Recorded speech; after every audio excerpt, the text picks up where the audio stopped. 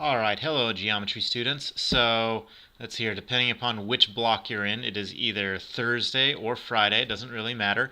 This week I'm out of town, so I'm leaving you guys with a flip video and a lesson that you guys will work through. There's a worksheet that the substitute will distribute to you guys while you guys are watching the video.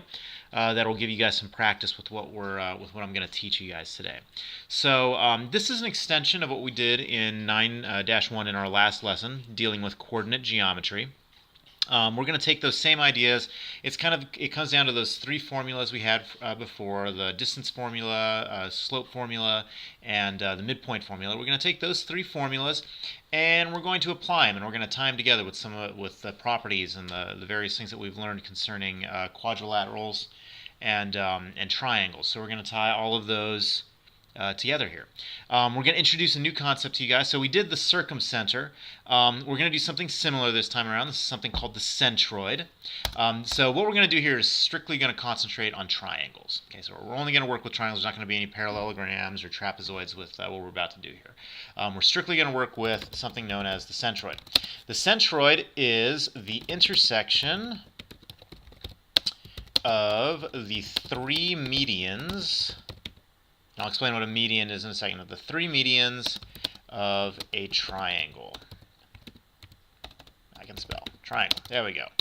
Okay, so let's talk about what a median is, because that's important for what we're about to do here.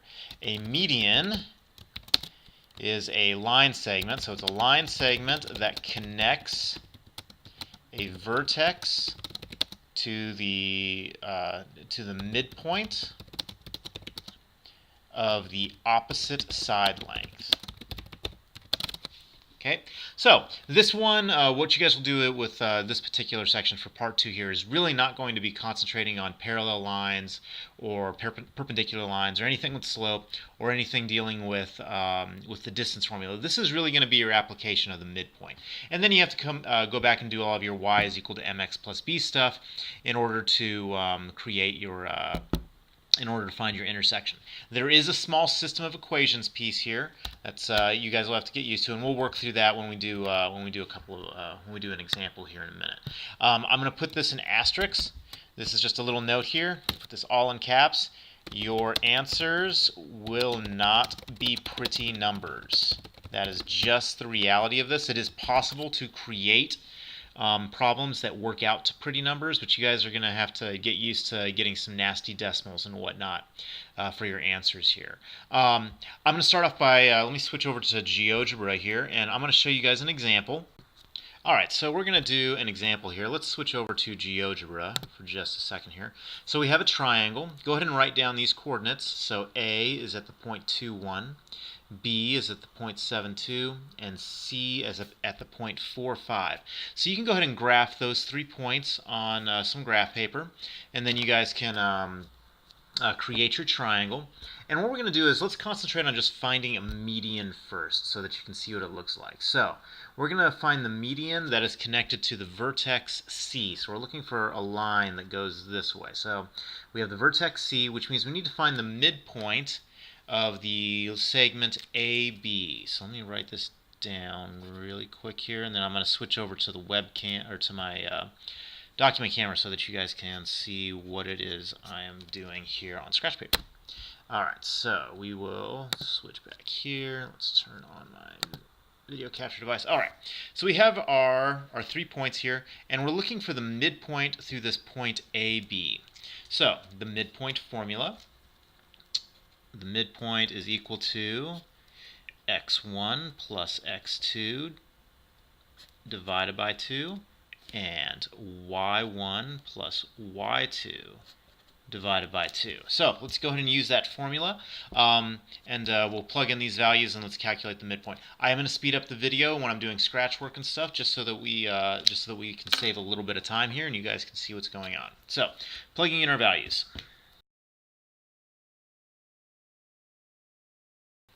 Alright, so there's our midpoint. like I said, it's not a real pretty set of numbers we have here. 9/2 is the same thing as 4.5, and 3/2 is the same thing as 1.5. So there's some tricks you can do here. Like you can, our graph is small enough here that you guys can make every 2 squares, so make every square on your grid only a half. And so every 2 squares makes 1. That'll make your graph a little bit bigger and a little bit easier for you guys to fit some of these values into your graph more accurately. So we have our midpoint, and then we need the line that goes from this midpoint through the point C. So we need to do some y equals mx plus b stuff. So first thing we need to do is we need to find the slope, and then we will find the equation of the line running through this point. So I'm going to speed up the video again, and I'm going to do all those calculations. First thing we'll find is slope, and then we'll find the equation of the line. Okay, here we go.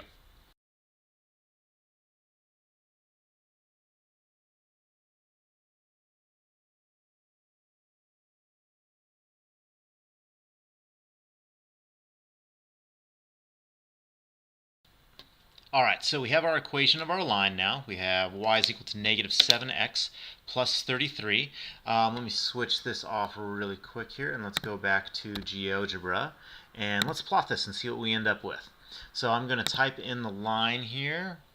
Y is equal to negative 7x plus 33, and that goes through here. And then our midpoint, I have some tricks here to figure out if the midpoint's correct, but if we look here at this line here, it looks to be, actually, let's actually do that. I'll go ahead and do that. So one of the features I have here is finding the midpoint or center of a line. So I'm going to click this, and then click on this line, and it'll put me a new point, and this point D right here at 4.5, 1.5 is my midpoint. So this line running right through here, this black line running through the screen here, this is the median connected to the point C.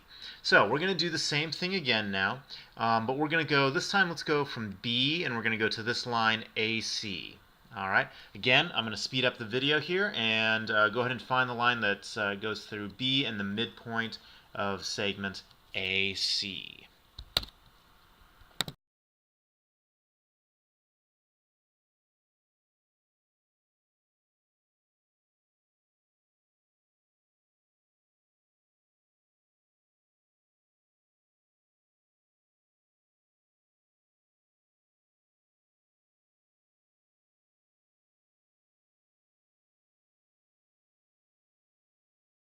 All right, there we go. So we have found our second line. Let's go ahead and plug this in and see if everything matches up.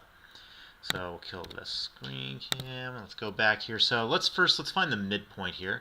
So we want the midpoint of the segment AC. We end up with these coordinates 3, 3, which matches our midpoint that we calculated. So the midpoint is good.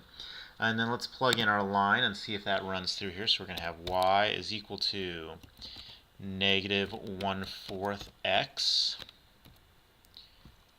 plus 15/4. And that goes perfectly. It hits our midpoint, and it goes through B. Now, this is the interesting thing. This point right here in the middle, where these two gray lines intersect, that is the centroid. Okay? We want to be able to find that. In order to find that, we need to be able to find, or we need to be able to solve a system of equations. So we're going to take the two systems, or the two linear functions we had that we just found, and we're going to plug them, and we're going to set them equal to each other. So let me switch back to screen camera mode here. And, all right, so blank sheet of paper for us. Let me grab a pen. All right, so that last line we found was y is equal to negative 1/4 x plus 15/4. The original line that we found for the first segment was y is equal to negative 7x plus 33. Now we know these two lines intersect, and they intersect at our centroid. So we are looking for the value of x that makes these two things equal. In order to do that, we're going to go back to something we did when we did circumcenter. We know y is equal to y, so I'm going to take my two values for y that I've got here. I'm going to set them equal to each other. So I have negative 1/4 x plus 15/4 is equal to negative 7x plus 33. I'm going to speed up the video here, and we're going to solve this and isolate it for x. Again, we're not necessarily going to have pretty answers for this. If you end up with some nasty fraction or something like that, we'll deal with that at the next stage. But for right now, just go ahead and solve it for x. First thing I'm going to do is I'm going to multiply everything by 4 to get rid of the fractions. All right, I'm going to speed up the video now.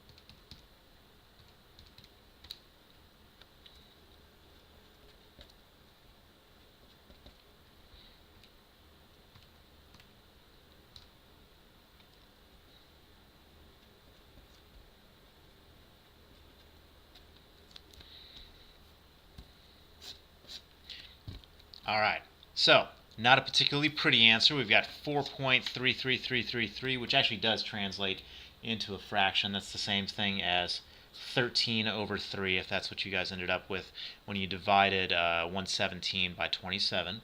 So 13 over 3, or as a fractional form, is 4.33. So we know what the x-coordinate is now for our line. So let's plug that into one of these. I'm going to use y is equal to negative 7x plus 33.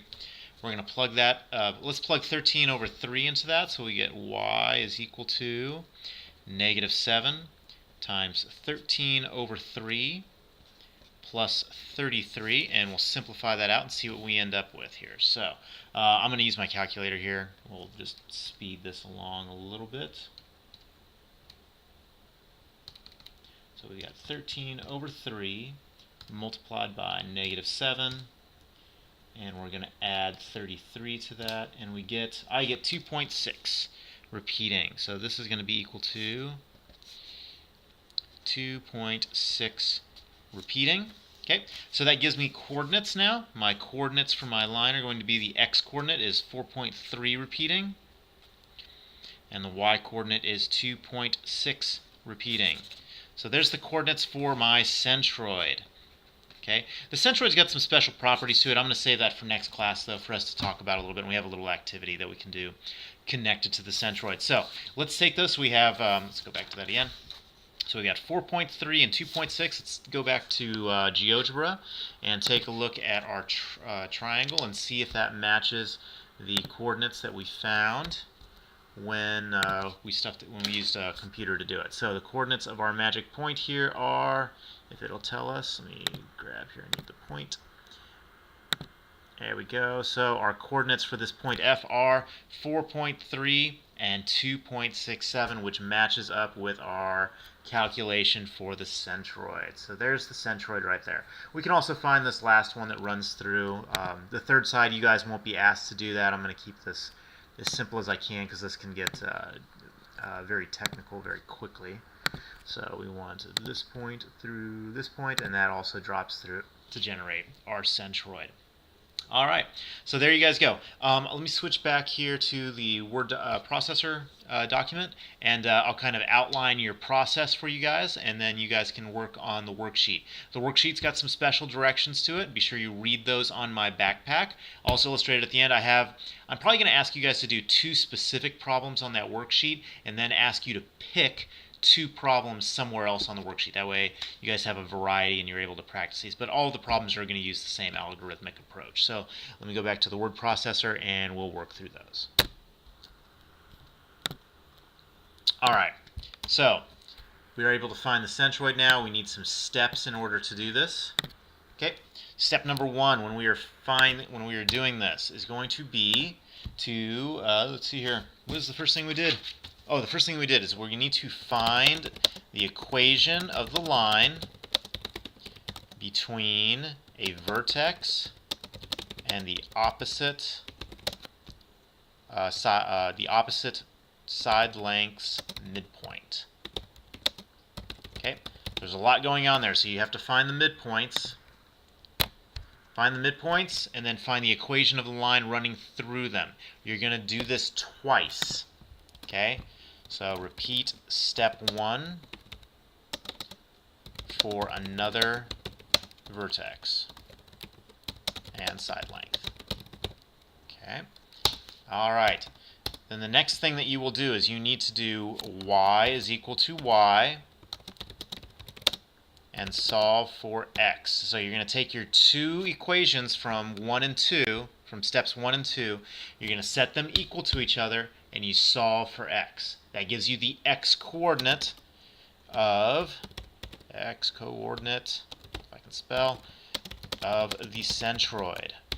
Okay, and then your last step is plug the x value into one of the lines, it doesn't matter which one, to find the y coordinate of the centroid. Okay, and then you are done. All right, there you guys go. I know this is difficult. I will see if I can find an additional video on how to do this on YouTube, and I'll post it along with my video, and you guys will have some time to work on it. I'm going to try to collect this worksheet, those 4 problems that I will assign. Look on myBackpack for the specifics for those assignments, and the assignment for the original 9.1 assignment out of the textbook. I will collect both of those from you guys on Monday when I see you next. All right, thank you. I'll see you guys. Enjoy your weekend. Give this a try. If you guys get stuck, don't panic. We'll talk about this no doubt on Monday. All right, I'll see you guys then.